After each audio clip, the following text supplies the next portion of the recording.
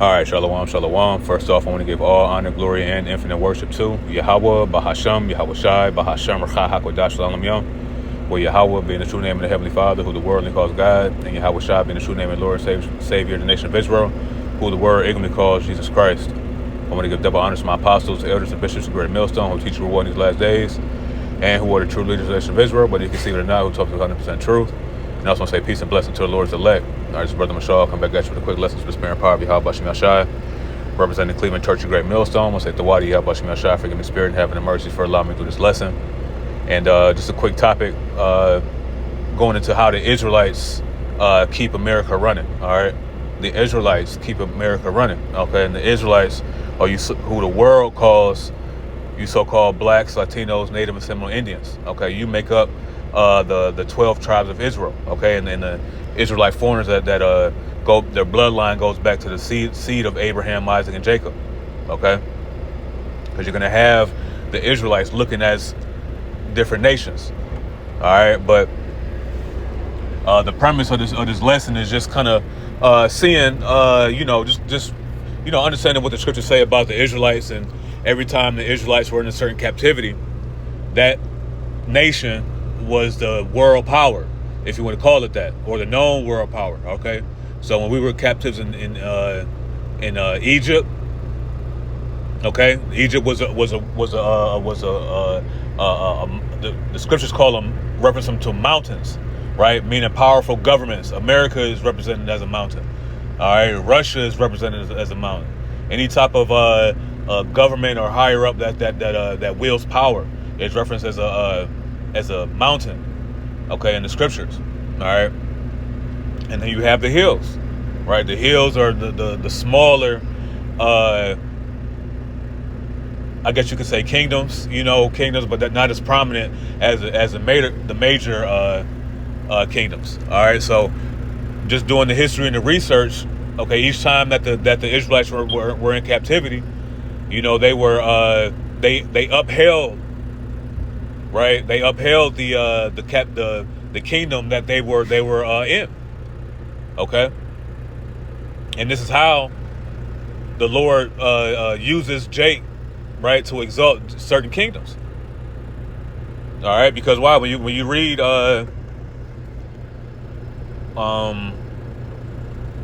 what's that? Jeremiah. Let's go to Jeremiah. Was it Salakia? Daniel. I'm thinking of Daniel. Salakia. Daniel. Chapter 7. Let's see.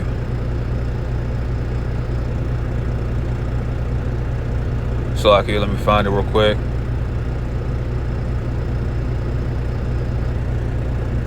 Let's see. No, that's not it. Kingdom of Man.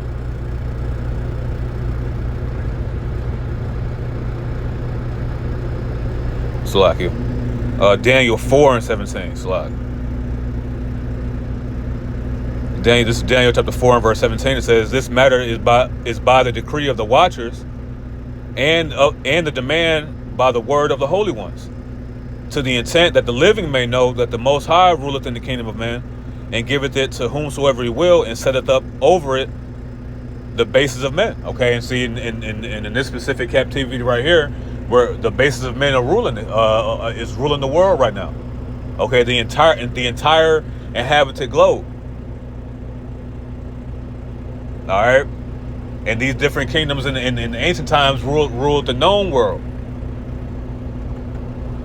Okay, so the Edomites have ruled as the Greeks, as the Romans, and now as your modern day Americans. But it's the Lord that's in control, and each time that these nations were at their peak is when what? The Israelites were subjected to them by the power of Yahweh Bashim Yahushua. And then once those kingdoms began to falter, right? What happened? The Israelites got in their right mind, right? And then the Lord started plaguing these different ancient kingdoms to let the Israelites know that what time they were in, a time of deliverance. All right, and the Lord is doing the same thing to this place right now, to the modern day Babylon. Okay, to the modern day Egypt.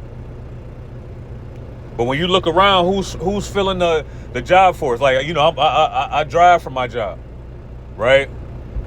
And and really the majority of who makes up the workforce is Jake.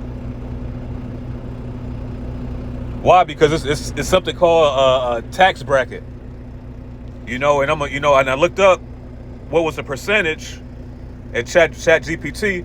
I asked Chat GPT how much of America is inhabited by so-called, we already know so-called, but African Americans, Latinos, and Native Americans. It says recently the census data of 2020. The total population as of 2020 is approximately 331 million. Okay, Latinos or Hispanics, so-called, make up about 18.7% of that, or about 82 or 62 million people. All right, so-called blacks or African Americans, about 12.1% of the population in America, and Native Americans, about 1.1% of the population. All right, and where these groups are concentrated at, all right, the Latinos, okay, California, Texas, Florida, New York, Arizona, New Mexico. All right, more so in the in the southern. Why? Because that's where the Northern Kingdom were mostly inhabited, man. Okay, you had Gad, up in the upper Northern America, but you mainly had Issachar, right, in the southern the Texas area, all the way up into California, all that whole going all the way down, what I'm saying, all the way traveling east, across Mississippi and and Georgia, Florida. You had the Reubenites in Florida, what I'm saying, in Georgia. And as you kept going up, then you had the the Gadites, and other tribes. Okay, in the islands, you had the Tainos, which are Ephraimites, which are so-called Puerto Ricans. All right, so this is just the locations where the Israelites would be at over here in the Americas. All right, that so-called African Americans concentrated in southeastern the U.S. All right, and these were heavy slave states. All right, also going into Texas, all through there, man. All right, so we can all read Georgia, Mississippi, Alabama, Louisiana, South Carolina, and also urban areas like New York City, Chicago, Detroit, Atlanta, Philadelphia. Okay, and so just like the Latinos. All right, also a significant in urban areas across the U.S. Okay, when we get this word urban, it says in relating to or characteristic of a town or city, as opposed to a countryside or to a village, because Esau resides in those countryside places on farms and shit, man. Right? What Jake is in the inner cities, right, where they're easily controlled. Right? You could have a police force or a precinct of 50 police officers, strategically placed around the city, and you could control a whole mass of, I'm saying, 600,000 people, man. And when you look up that word ghetto, right, it goes into where the Jews reside. All right, so this is why you see Southern Kingdom packed in the ghettos, right? Northern Kingdom in the barrios. Okay, we this is all strategic planning, man. We all go to the same schools. All right, and what does it all do? Teach us to be better slaves, man. Because let's do this. Let's ask ChatGPT, right? Let's ask ChatGPT why lower income families are taxed more. Why are lower income households taxed more than rich households?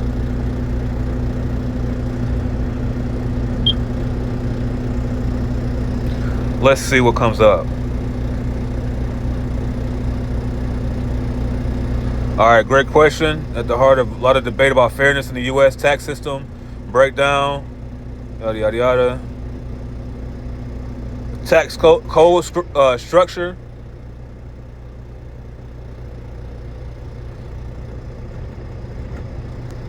All right, but see, this is all tax loops. They don't teach Jake about tax loops in school. All right, all they do is tell you how to fill out a W-2.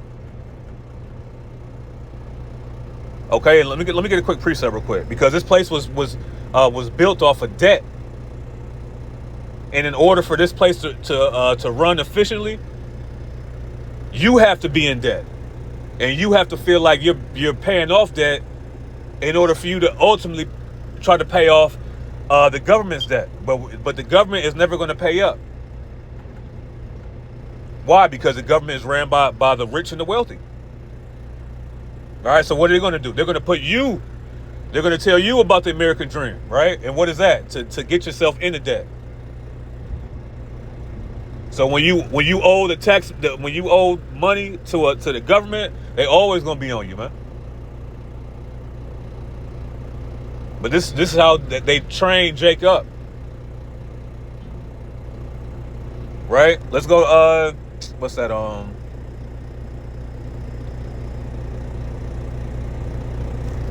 let's get, you know what, let's do this, thick clay.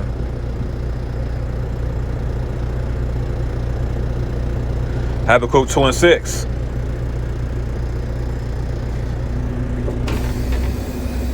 Habakkuk 2:4. Hold on 1 second. Slovakia.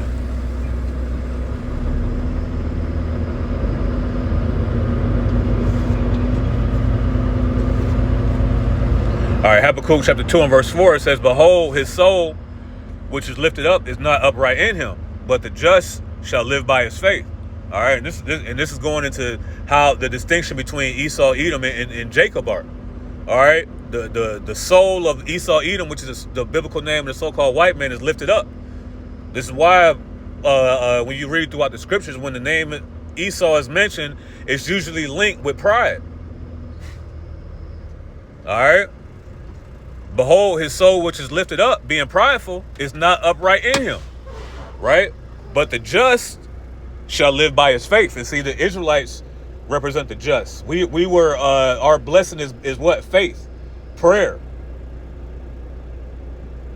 Esau has a carnal blessing. And that's why his soul is not upright in him. All right? Continuing on, it says, "Yea, also because he transgresseth by wine, he is a proud man." See, there he goes. He's a proud man. Neither keepeth at home.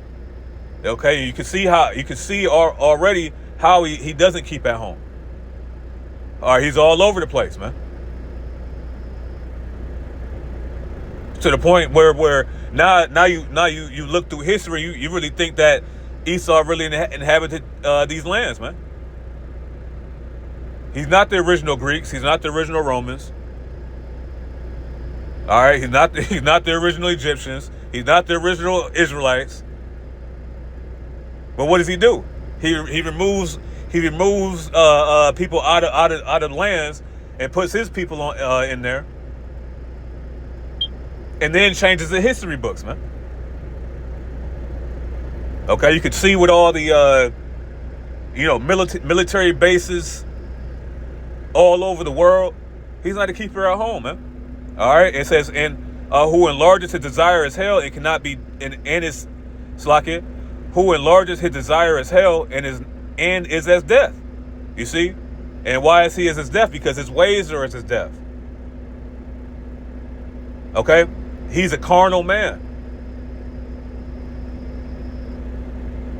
right? And what does it say about a carnal mind, right? A carnal mind is enmity with the Heavenly Father. And when you have enmity with Yahweh Bashim Yashai, ultimately you love death, man. Right? It says that in Proverbs the 8th chapter. All that hate me love death. It says it cannot be satisfied, but gathereth unto him all nations, and heapeth unto him all people. Okay, this isn't the melting pot for anything, man. Okay, and also spreading democracy in these other countries, man. This is how he gets down. Right? Verse 6, it says, shall not all these take up a parable against him, and a taunting proverb against him, and say, woe to him that increaseth that which is not his? How long? And to himself that ladeth himself with thick clay. All right, and that let's get that word or phrase, thick clay. All right, going into Abadya, heavy debts. All right. And that's what it is. This place is built off a heavy debt, man. Right? And this is the same thing that they place on Jake. The heavy debt, the mindset, the hustle and grind, the pick yourself up by the bootstraps. And meanwhile, while Jacob is doing that, what's happening? Now Esau is still allowed to continue and flourish, man. All right, it's like a gear. Then on top of it, you have another gear, maybe to the left a little bit, and on top of that, you have another gear to the top and to the right a little bit, and then see Jake is that bottom wheel. All right, and that bottom wheel, that's the hardest to push. That's the hardest to make go. But as you go up, you can make smaller wheels, and those smaller wheels are easily spun because why? Because the bigger wheel at the bottom is doing the work.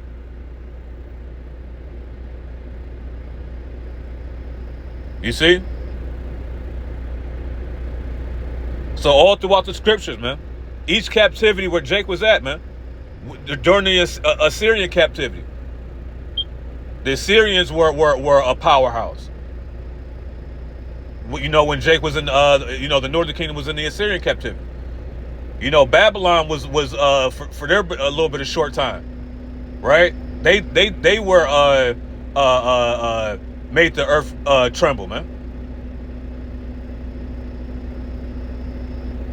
You see? When we were getting Hellenized.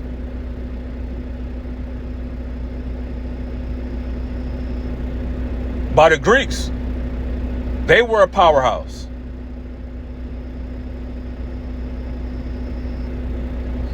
The Romans were a powerhouse. You see? And we've been in captivity or subject to these different nations. And the records show it, man. And right now, like it says in Jeremiah 50,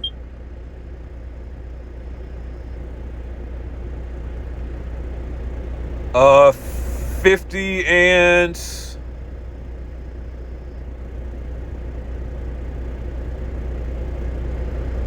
Slovakia. Let me see, 51 and 20.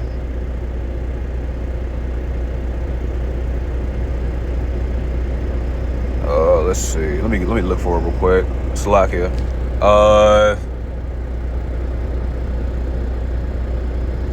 Held captives.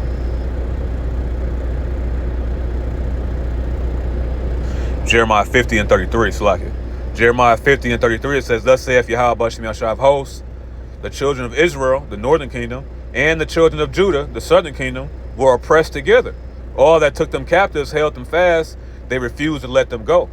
All right, in the last captivity that we were, in captivity together, the northern and southern kingdom, was the Egyptian captivity. Okay, because after the separation after Solomon's sin, the northern kingdom went off into the Assyrian captivity, and the southern kingdom went off into the Babylonian captivity. And this is the only captivity after Egypt that the northern and southern kingdom have been together.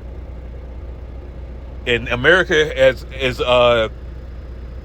is the most powerful country that the world has ever seen, man.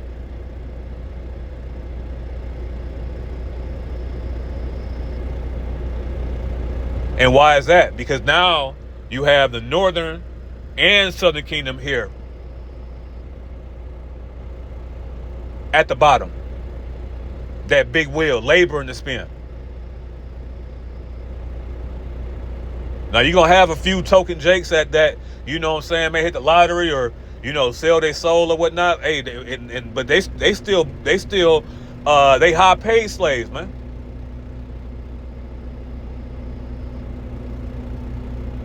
And those are few and far in between.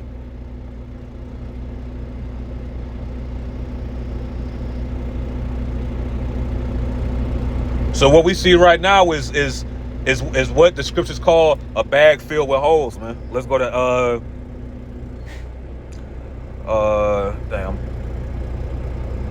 Haggai, Salakia. Haggai chapter 1.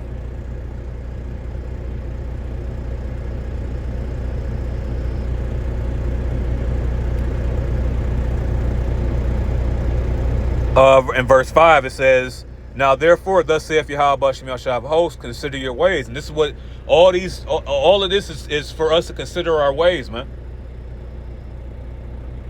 And even in Isaiah the 1st chapter, it says that my people don't even consider the ox knoweth the owner and the ass his master's crib.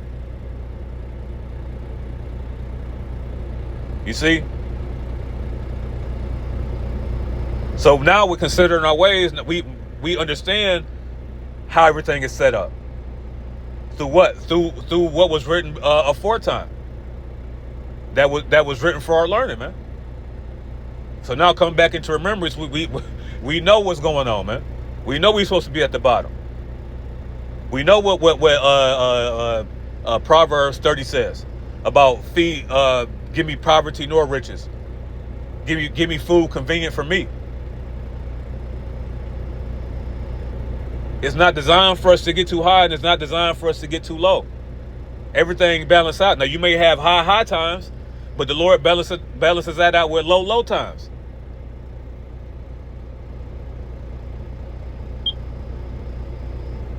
But we're here. The scripture call it a scourge for amendment, right?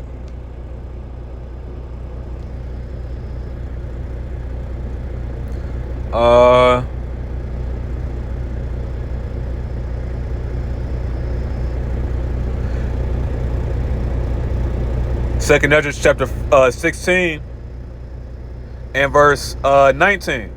It says, "Behold, famine and plague, tribulation and anguish are sent as scourges for amendment. But for all these things they shall not turn from the wickedness, nor be always mindful of the scourges." You see? So these things that happen to us, because this is a this is a form of slavery, man. Right? Going to work, paying taxes, living paycheck to paycheck. And this is how this system is designed, man. But what is it? But what is it supposed to be used for? A scourge for amendment, a whipping to change your ways.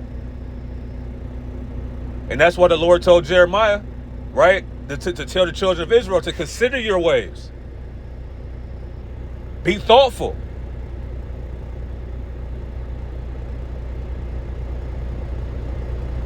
Because without that thought, without that consideration, what are you doing? You're doing a good job for Esau. You're waking up. You're going to work. You're paying your taxes. You're living paycheck to paycheck, and you're doing it mindlessly. You do it without giving a second thought.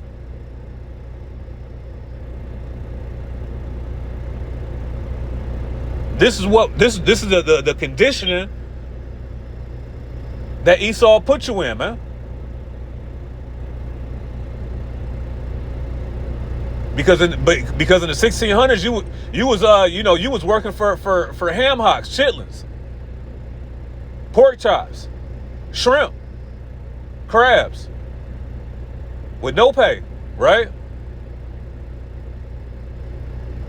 But now what happens? Now they give you a fiat currency, right? Meaning whatever is agreed upon that has value, right? If the world says, all right, we're gonna, for each blade of grass is gonna be worth $1. Hey, Jake is gonna start collecting grass. The world's gonna start collecting grass. You see? But this is what they do. They give you a couple dollars. You know what I'm saying? Think that you're receiving something of value. When really all you're doing is putting in work for Egypt, man. You keeping the system going. You putting the oil in the gear so that way they won't wear down.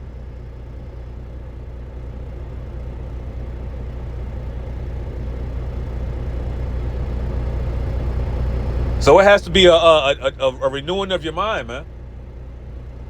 Asking something if there's more to what this has to offer, man. Now, I'm not saying, hey, quit your job, you ain't got to deal with the BS. I'm not saying that, man. We got to do what we got to do. But this lesson is just showing you how the manipulation in the mind games control you putting in work for the whatever captivity that we were in, man. But now I'm just speaking on this American captivity.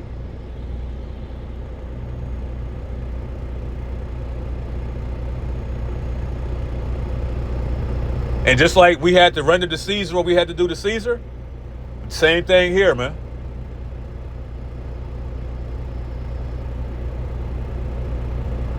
The Greeks had taxes.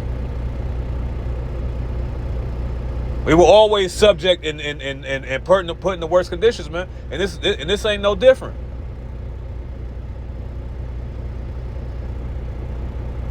All right, so let's go back. Haggai 1:6, it says, "Ye have sown much and bring in little. Ye eat, but ye have not enough. Ye drink, but ye are not filled with drink. He clothed you, but there is none warm. And he that earneth wages to put into a bag with holes." This is a design system. You see, Esau, he's sinking, man. But he wants you to drown first. He's on his tippy toes, with his head, tilted back, with his lips above water, just breathing. But he's using you as a prop.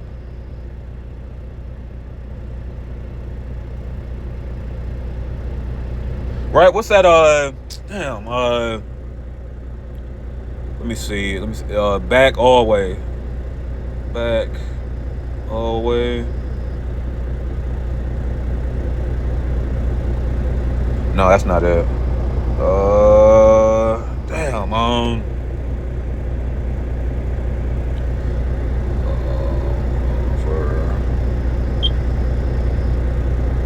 Slacky, I'm gonna get this quick precept. Oh man, it's in Jeremiah. I know it's in Jeremiah, but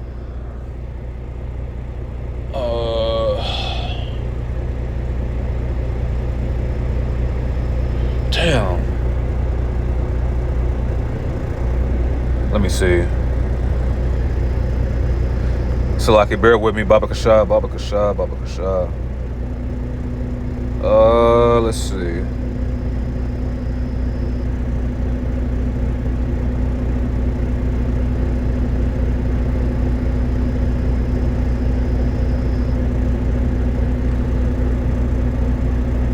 Damn.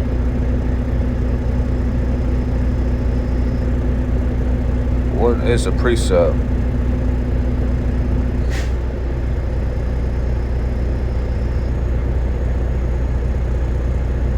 It's like, well, I'm a paraphrase it because I can't find it.